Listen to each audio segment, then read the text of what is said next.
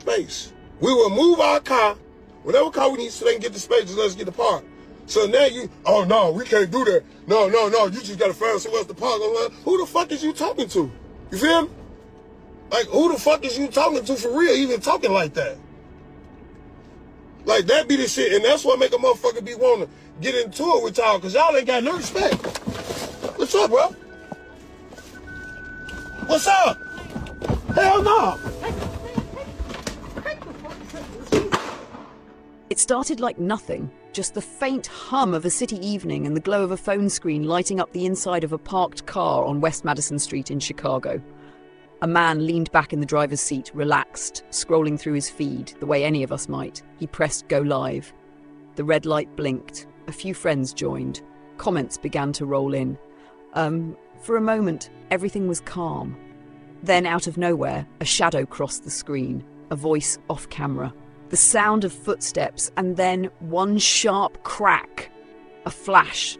The phone tilted, the screen went black. It wasn't a movie, it wasn't staged. This was real life ending. Live. That man's name was Kevin Watson, but to everyone who knew him and to the people who saw those horrifying few seconds online, he was Tugg, 42 years old, a father, a familiar face in the South Austin neighborhood who never imagined that his final moments would be witnessed by the world. The live stream didn't just capture a crime, it captured fear itself. Viewers froze, unable to process what they were watching. Some thought it was a prank. Others realised too late that it wasn't.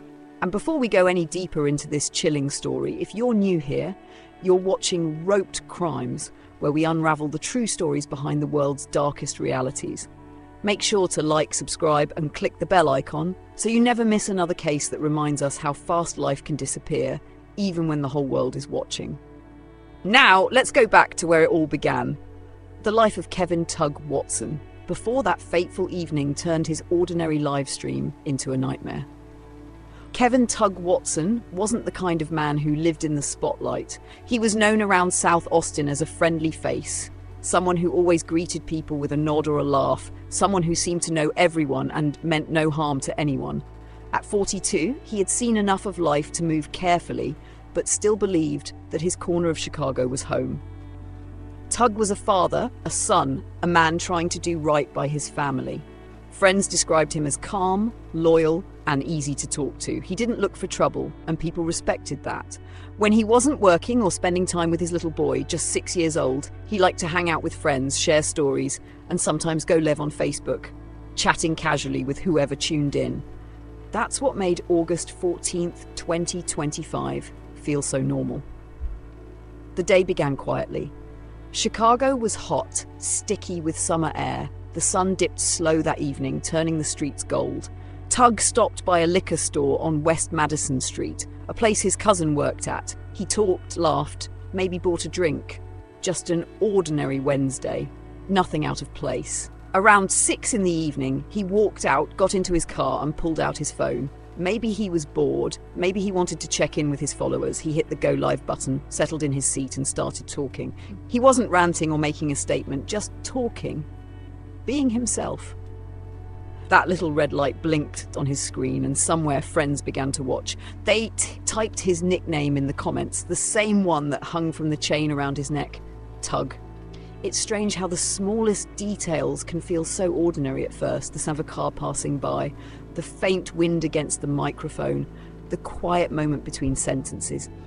No one knew that these were the final seconds before chaos. At about 6:14 p.m, a vehicle rolled up near his car. Witnesses later told police it pulled in slowly, like someone who already knew what they were doing. Inside, someone had a gun. The next few moments are still a blur. An argument, a movement, a flash. A single gunshot echoed through West Madison Street. The live stream cut short, the comments froze, and within minutes, what had begun as an everyday video turned into evidence of a homicide. The sirens came fast. By the time the first patrol car reached the 5,000 block of West Madison Street, the live stream had already gone dark. The comments section on Tugg's page was flooded, some asking if he was okay, others realizing in horror what they had just seen. Officers found him slumped in the driver's seat of his car, the phone still recording faint audio. His necklace, the one that spelled out Tugg in thick gold letters, was lying just outside the door, half buried in dust and broken glass. Tugg was rushed to Mount Sinai Hospital, but the bullet had done too much damage. He was pronounced dead not long after arrival. Police officers taped off the scene as neighbours gathered, trying to piece together what had just happened. His chain, the one engraved with Tugg, lay on the ground beside the car. Detectives collected it carefully, bagged it, and marked it as evidence. No suspect was seen fleeing. No name was released. The motive? Still unclear. But what's certain is this: a man who simply wanted to connect with his friends online had been murdered in broad daylight, his death broadcast to anyone who happened to be watching. And from that moment on, the city of Chicago had one more name to add to its growing list of tragedies: Kevin Tugg Watson. But the question everyone would soon ask was simple and terrifying. Was this random, or was someone watching him long before that camera went live? The sound of that single gunshot didn't just end a life. It started a chain of questions that still haven't been answered. Within minutes of the live stream cutting off, confusion spread online. People who had been watching began flooding the comments, asking if Tugg was okay, if it was real, if someone should call for help. But by the time police arrived on West Madison Street, there was nothing more to do but search for whoever had pulled the trigger. Inside the liquor store where Tugg had been moments earlier, officers collected surveillance footage. They watched him laugh with someone near the counter, then step outside. Nothing seemed unusual, but that's what made it so disturbing. There were no signs of fear, no argument, no chase. Just a man living his ordinary life, and seconds later, gone. By the next morning, the video of his live stream had spread across social media before it was taken down. Clips circulated online, replayed again and again by people trying to understand what they had seen. Each frame was analysed by strangers, slowed down, zoomed in, studied for clues. Some thought they saw a hand reaching into the car. Others claimed they spotted a reflection of the shooter's face. But police never confirmed any of it. The Chicago Police Department classified the case as a homicide. No arrests, no official motive, just a file growing thicker by the day. For investigators, the footage was both a gift and a curse. It gave them a front row seat to a murder in progress, but not enough to identify who was behind it. The angle was bad, the lighting was poor. The entire event lasted seconds, and the shooter, whoever they were, had vanished without leaving a single clear trace. Meanwhile, the name Tugg Watson spread through Chicago like wildfire. His friends replayed old videos of him smiling, joking, living. They couldn't reconcile that the same man was now the face of a viral tragedy. And that's when the tension began to grow, not just in the investigation, but in people's minds. Because if a man could be killed in broad daylight, live on camera, and still no one could find the killer, what does that say about the world we live in now? Every click, every stream, every post feels like connection. But in Tugg's case, it only captured silence. No one spoke on camera again that day. No suspect came forward, and the city that had watched him vanish went quiet, waiting for an answer that still hasn't come. As days turned into weeks, Kevin Tugg Watson's name began to fade from the headlines. The news cycle moved on, but the video stayed alive in corners of the internet where people couldn't stop replaying it.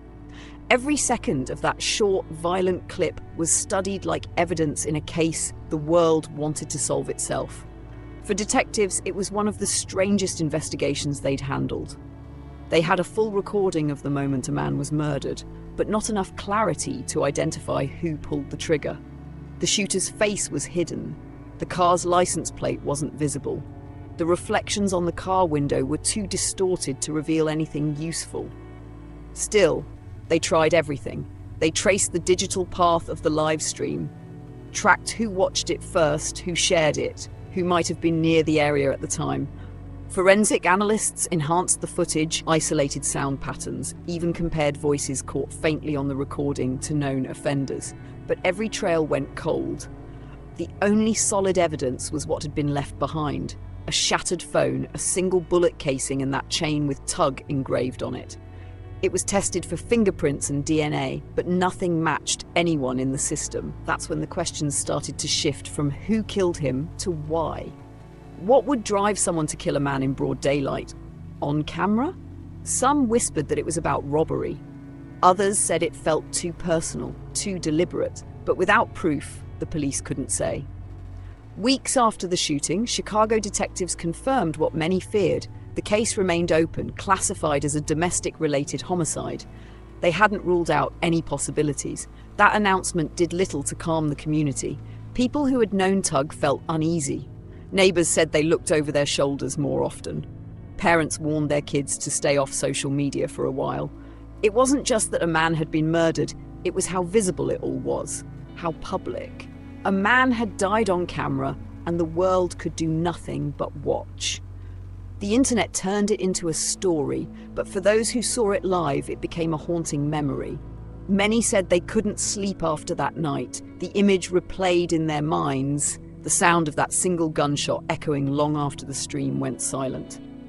Police continued their work quietly in the background, but no suspect was ever named publicly. The case sat open, waiting, and that's the part that chills most people. Because in most crimes, there's at least a face and no reason. But here, there was only a recording, a witness list filled with usernames and timestamps. Kevin Tugg Watson's last moments were preserved forever, and yet his killer still walks free. It's a strange, almost unbearable kind of irony that a murder broadcast for the world to see still leaves the world blind to the truth. And that's where the story of Tugg Watson stops being just another crime and starts becoming a warning. When the story of Kevin Tugg Watson first broke, people were shocked.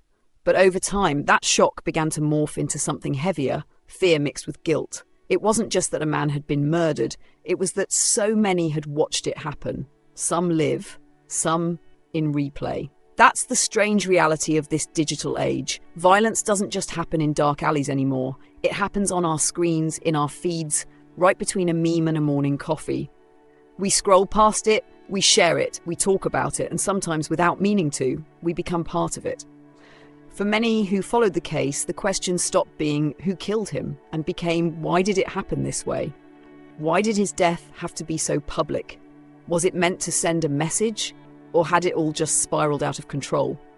In Chicago, the spot where Tugg was shot became an unspoken landmark. People would pass it quietly, their eyes lingering a second longer. The bullet hole in the pavement, the faded candle wax from makeshift vigils, it all told a story of a life cut short and a mystery left unanswered. Detectives kept their files open, revisiting evidence as technology advanced. They knew what everyone else knew, that the answer was buried somewhere in that video or in the people who had seen it first. But time moved on. Witnesses disappeared, memories blurred. And yet, something about this case refuses to die. Maybe it's because it mirrors our worst fear, that we could watch someone's last moments unfold and still never understand why. So now I want to ask you this. What would you do if the last thing you saw of someone you loved was their death on your phone screen? Would you keep watching, searching for clues, or would you turn it off and pretend you didn't see it? And how many times have we all done that already? Scrolled past tragedy like it's just another post, another story, another name? This is the world we live in now, where truth hides in pixels and justice sometimes never hits play. If you want to keep exploring real stories like this, stories that ask hard questions, that make you stop and think, make sure you like this video, subscribe to Roped Crimes, and hit that bell icon so you don't miss the next case. Because sometimes the scariest part of a story is realizing it could happen to anyone.